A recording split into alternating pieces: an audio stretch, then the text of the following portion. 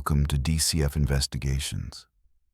There's a particular kind of silence that falls over a community when a child vanishes. It is not a quiet born of peace or tranquility, but a suffocating stillness, heavy with unasked questions and terrifying possibilities. In the lush green landscapes of the Pacific Northwest, where the towering fir trees keep their own secrets, one such silence began on June 4th, 2010, and it is yet to be broken. This is the story of a boy with a bright smile and a love for science, a stepmother shrouded in suspicion, and a mystery that has haunted Portland, Oregon for over a decade. This is the disappearance of Kyron Horman. To truly understand the gravity of this case, we must first immerse ourselves in the atmosphere of the time and the specific geography of the setting. Skyline Elementary School sits in a rural pocket of Portland, perched along a winding road that offers breathtaking views of the Tualatin Valley. It is an idyllic place, surrounded by dense forests and rural farmland, a location that feels removed from the chaos of the city, yet is only a short drive from the urban center.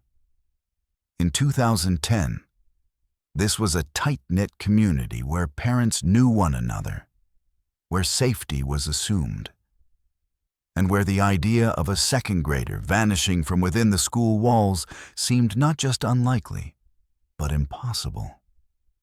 Kyron Richard Horman was 7 years old at the time. He was a child who instantly endeared himself to anyone he met. Bespectacled, often sporting a shy but genuine grin, Kyron was known for his gentle nature. He had a slight hearing deficit that required him to sit near the front of the classroom, but it never dampened his enthusiasm for learning. He was the kind of boy who loved t-shirts with logos on them, particularly his favorite CSI shirt, a detail that would later become a heartbreaking symbol of the investigation. He lived in a blended family dynamic that, from the outside, appeared functional, if complex. His biological father, Terri Horman, an engineer for Intel, and his biological mother, Desiree Young, had divorced years prior. Desiree lived hours away in Medford, Oregon, but remained a constant, loving presence in Kyron's life. Kyron lived primarily with Terri and his stepmother, Terri Horman. Terri and Terri also had a young daughter together, Kiara. To the casual observer, they were a standard suburban family. Terri, a substitute teacher who had been a bodybuilder in her past, Anna was the primary caregiver for Kyron while Terri worked long hours. She was the one who packed his lunches, drove him to school, and managed the day-to-day logistics of his life. The morning of Friday, June 4th, 2010, began with an air of excitement. It was the day of the school's science fair. Kyron had worked hard on his project, a study of the red-eyed tree frog. He was proud of his work, eager to show it off to his classmates and teachers. The day broke with the typical overcast sky of a Portland June, cool and gray. Terri Horman dressed Kyron in his favorite black CSI t-shirt and cargo pants. They loaded into the family's white Ford F250 pickup truck and headed towards Skyline Elementary. The timeline of this morning is the most scrutinized set of hours in the entire history of the case. According to witness accounts and Terri's own statements, they arrived at the school around 8 a.m. The hallways were buzzing with activity. Parents, students, and teachers were milling about, setting up trifold display boards and examining the various projects. Terri accompanied Kyron to his classroom. They walked together to the gym where the science fair exhibits were displayed. At 8:45 a.m., a moment was captured that would become the defining image of this tragedy. Terri took a photograph of Kyron standing in front of his red-eyed tree frog display. In the photo, Kyron is smiling, looking proud and happy. He looks safe. It is a haunting image because it is the last confirmed proof of life for Kyron Horman. It documents the final moment where his existence in the known world was certain. According to Terri Horman, shortly after this photo was taken, she told Kyron it was time for her to leave. She stated that the bell had not yet rung, but she needed to go run errands. She claimed that she watched Kyron walk down the hallway toward his classroom, turning to wave at her before disappearing around a corner. She told investigators that she did not watch him enter the classroom door, but she saw him heading directly toward it. It was approximately 8:45 a.m., or perhaps shortly closer to 9 a.m. At that moment, Terri Horman turned around, walked out of the school, and got back into her truck. The school day proceeded. The bell rang. Attendance was taken. However, in a twist of bureaucratic failure that would later lead to policy changes across the district, Kyron was marked absent, but no call was made to his parents. The teacher assumed that because Kyron had been seen at the science fair with his stepmother, perhaps he had simply left with her to go home, or perhaps he had a doctor's appointment. It was a benign assumption, a simple clerical oversight. But it cost the investigation 7 critical hours. For the rest of the day, Kyron Horman went about his work at Intel, and Desiree Young went about her day in Medford, completely unaware that their son was not sitting at his desk. The alarm was not raised until the school bus arrived at the Horman residence that afternoon. At approximately 3:30 p.m., Kyron and Terri walked to the bus stop to meet Kyron. The large yellow bus rolled to a halt, the doors hissed open, and the driver looked at the waiting parents with confusion. She told them that Kyron had not been on the bus. In fact, she said, Kyron had not been at school all day. Panic is a cold and immediate sensation. Kyron immediately drove to the school, his mind racing, hoping there was a mistake, hoping Kyron was sitting in the principal's office or had missed the bus and was waiting by the playground. But when he arrived at Skyline Elementary, the staff confirmed the nightmare. Kyron was not there. He had not been in class. The last time anyone remembered seeing him was that morning at the science fair. At 3:45 p.m., the first 911 call was made. The dispatchers categorized it as a lost child call, but the tone quickly shifted as law enforcement arrived on the scene. The Multnomah County Sheriff's Office mobilized rapidly. By that evening, the school and the surrounding woods were swarming with search and rescue teams. The geography that makes Skyline Elementary so beautiful also made the search incredibly difficult. The school is surrounded by dense, temperate rainforest. The undergrowth is thick with ferns, blackberry bushes, and uneven terrain. If a child had wandered off, the elements could be unforgiving. But search dogs were brought in immediately. They scoured the school grounds, the perimeter, and the nearby woods. Interestingly and ominously, the search dogs did not pick up a scent leading away from the school into the woods. They did not track a child wandering off the path. This detail is crucial. It suggested early on that Kyron did not simply walk away and get lost. It suggested that he was taken, likely in a vehicle. As night fell on June 4th, the reality of the situation began to set in for the family and the community. This was not a simple case of a child hiding in a closet. Kyron was gone. In the days that followed, the search for Kyron Horman became the largest criminal investigation in Oregon history. Over the course of the next week, thousands of volunteers, law enforcement officers from multiple agencies, and even the FBI descended on the area. They gridded the forest, walking shoulder to shoulder, searching for a scrap of clothing, a shoe, or the boy himself. They searched bodies of water, abandoned structures, and miles of roadside. Flyers with Kyron's face plastered every telephone pole and shop window in Portland. The image of the boy in the CSI shirt and glasses became ubiquitous. The community rallied in a way that was both heartwarming and heartbreaking. Strangers brought food to the search teams when people took time off work to walk through the rain-soaked woods. However, as the physical search yielded no results, the investigation began to pivot. The detectives turned their eyes toward the timeline and, inevitably, toward the last person to see Kyron alive, his stepmother, Terri Horman. In the initial days, the family presented a united front. Kani, Terri, and Desiree stood together at press conferences, pleading for Kyron's return. They wore T-shirts with his photo. They held hands. They cried together.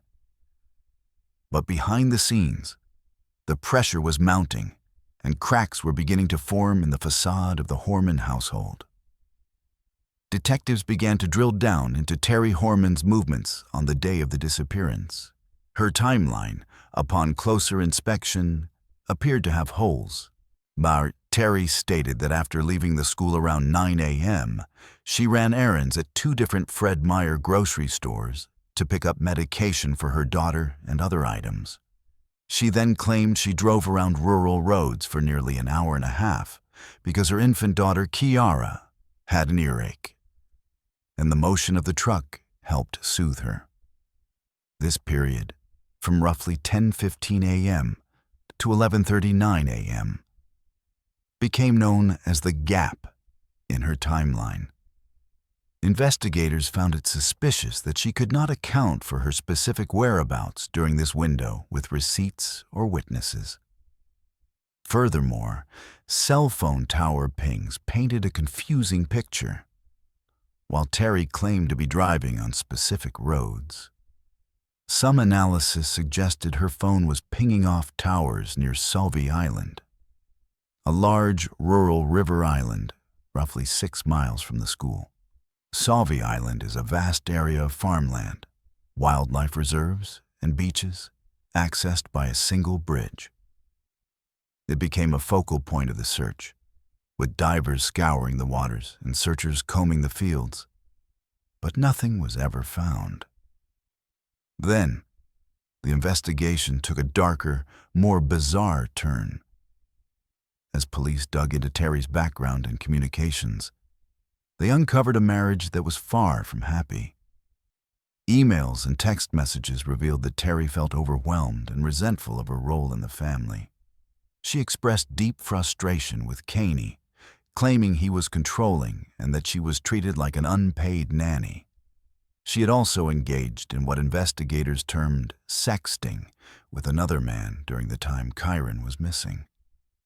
A detail that, while not proof of murder, certainly damaged her character in the eyes of the public and the police.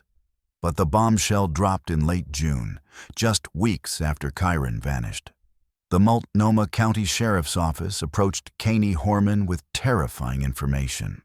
They told him that months before Kyron disappeared, Terri had approached the family's landscaper, a man named Rodolfo Sanchez, and offered him money to kill Kani. According to the landscaper, Terri had asked him to stage a mugging or an accident to get rid of her husband. The police took this accusation seriously enough to set up a sting operation. They wired the landscaper and had him meet with Terri to discuss the plot again, hoping to get a confession on tape. While the sting did not result in a direct confession of murder regarding Kani or Kyron, the interaction was incriminating enough to shatter the family completely. When Kani was presented with this information, the United Front collapsed. On June 26, 2010, Kyron Horman moved out of the family home. He filed for divorce and obtained a restraining order against Terri, citing the murder-for-hire plot and his fear for the safety of their daughter, Kiara. In the court documents, Kyron stated that he believed Terri was involved in Kyron's disappearance. From this point on, the narrative of the case shifted entirely. It was no longer just a search for a missing boy. It was a public battle between the biological parents, Kyron and Desiree, and the stepmother, Terri. Desiree Young, in particular, became a fierce warrior for her son. She publicly accused Terri of lying, of knowing where Kyron was, and of failing the polygraph tests administered by law enforcement. It was reported that Terri Horman took 2 polygraph examinations. According to Desiree and law enforcement sources, she failed the first one deceptively. On the second attempt, the examiner reportedly stopped the test because Terri was too distraught or uncooperative to continue. Terri has always maintained her innocence, and her lawyers have argued that polygraphs are unreliable and that her failed results were due to the extreme stress of the situation. The investigation also scrutinized Terri's behavior at the gym on the day Kyron vanished. She reportedly went to her gym later that afternoon before picking up Kyron. Employees and records confirmed she was there, but the timing was tight. Some theorized she might have used the gym not to work out, but to establish an alibi or to wash up. However, no physical evidence linked the gym to the crime. As the weeks turned into months, the wall of silence became a common phrase used by Desiree Young. She urged Terri's friends and family to speak up, believing that Terri had confided in someone. The police convened a grand jury, a panel of citizens who heard evidence to determine if charges should be filed. The grand jury met for over a year, hearing testimony from Kyron, Desiree, Terri's friends, and even the landscaper. Yet, in the end, no indictment was handed down. The standard of proof for a criminal charge is high, and without a body or a smoking gun, the prosecution likely felt they could not secure a conviction. Let us explore the theories that have emerged over the years, analyzing them with the detail they deserve. The first and most prevalent theory is that Terri Horman was directly responsible for Kyron's death, either accidental or intentional, and disposed of his body during the unaccounted window of time. Proponents of this theory point to the failed polygraphs, the murder-for-hire plot against Kyron showing a capacity for violence, and her animosity toward her stepson. The timeline gap of 1 hour and 15 minutes is tight, but theoretically sufficient to drive to a secluded location like Sauvie Island or deep forest logging road and return. The motive? Perhaps a snapping point. Terri was reportedly stressed. Raising a baby, managing a household, and dealing with a stepson she felt burdened by. Some speculate it could have been an accident, a shove, a fall, and a subsequent cover-up. A second theory involves an accomplice. If the window of time was too short for Terri to act alone, did she hand Kyron off to someone? This theory often circles back to the landscaper or an unknown associate. However, the landscaper cooperated with police in the sting operation, which suggests he was likely not a co-conspirator in the boy's disappearance. To date, no credible accomplice has ever been identified, despite exhaustive checks of phone records and associates. A third theory, though less supported by the family, is the stranger abduction theory. Could someone have walked into the school during the chaos of the science fair and lured Kyron away? Skyline Elementary is a safe school, but it was busy that day. However, this theory struggles against the logistics. The school is remote. A predator would have to drive specifically to that location, enter a crowded building, navigate the hallways, and leave with a 7-year-old boy without causing a scene. Furthermore, the lack of scent trail leaving the school grounds implies he left in a vehicle. While possible, the statistical likelihood of a random predator striking at that exact moment in that specific location is low. There is also the white truck witness account. Several witnesses reported seeing a white pickup truck, similar to the Hormans, parked in odd locations or driving erratically near the school and surrounding roads that morning. One witness claimed to see a truck parked on a rural road with a woman and a young boy standing outside it. While these sightings were investigated, they never led to a concrete breakthrough. Witness testimony is notoriously unreliable, and white Ford trucks are common in rural Oregon. As the years passed, as the case went cold, but it never truly slept. The community of Portland refused to let Kyron be forgotten. Kyron Care decals appeared on thousands of vehicles. Billboards with his age-progressed image loomed over highways. In 2012, a judge referred to Terri Horman as a prime suspect during the civil divorce proceedings, a label that has stuck with her, though she has never been criminally charged. She eventually moved out of Oregon, relocating to California and later Nevada, attempting to start a new life. She has appeared on television programs like Dr. Phil, where she vehemently denied hurting Kyron, claiming she is a victim of a witch hunt.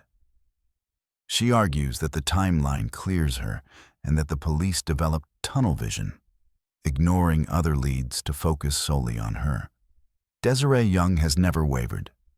She has become a force of nature, keeping the pressure on law enforcement and the media. She organizes annual walks, press conferences, and searches. She has publicly pleaded with Terri to just give them the location, promising that she doesn't care about jail time anymore. She just wants to bring her son home to bury him. The investigation has seen changes in leadership. New sheriffs and new detectives have taken over the file, applying modernized to old evidence. In recent years, the task force has focused on re-interviewing witnesses and using advanced technology to analyze data that might have been overlooked in 2010. They have searched specific areas based on new tips, digging up ground and draining ponds. But the earth has yielded nothing. One of the most tragic aspects of this case is the loss of potential. The Kyron Horman would be a young man now. He would have graduated high school, perhaps gone to college to study science, continuing the passion he showed with his tree frog project. He would be driving, dating, living a life. Instead, he remains frozen in time as the 7-year-old boy in the CSI shirt, smiling in front of a science board. The psychological toll on the community and the family cannot be overstated. For Caney, the betrayal is twofold: the loss of his son and the realization that the woman he shared his bed with might be the architect of his nightmare. For Desiree, it is the prolonged torture of not knowing. The lack of closure is a wound that is ripped open every single day. Today, the disappearance of Kyron Horman remains the largest open investigation in the history of the Multnomah County Sheriff's Office. It is a case characterized by a surplus of circumstantial evidence, but a total absence of physical proof. There is no body, no weapon, no confession. There is only a timeline with a gap, a stepmother with a questionable past, and a little boy who walked down a hallway and vanished into the ether. The investigators still receive tips. They still follow leads. They maintain that the case is active and solvable. They believe that someone knows something. Relationships change, loyalties fade, and they hope that one day the person holding the secret will finally speak. As we conclude this deep dive, we are left with a haunting image of Skyline Elementary, the mist rolling in over the fir trees, and the silence that still hangs over the case.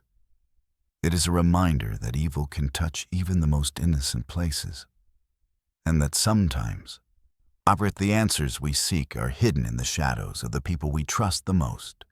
This has been a production of DCF Investigations. We thank you for joining us in this exhaustive exploration of a tragedy that demands to be remembered. We ask you now to consider the complexities of this case. Do you believe the timeline supports the theory of the stepmother's guilt? Or is it possible that tunnel vision blinded investigators to a different reality? Leave your thoughts in the comments below. Until next time, stay observant and stay safe.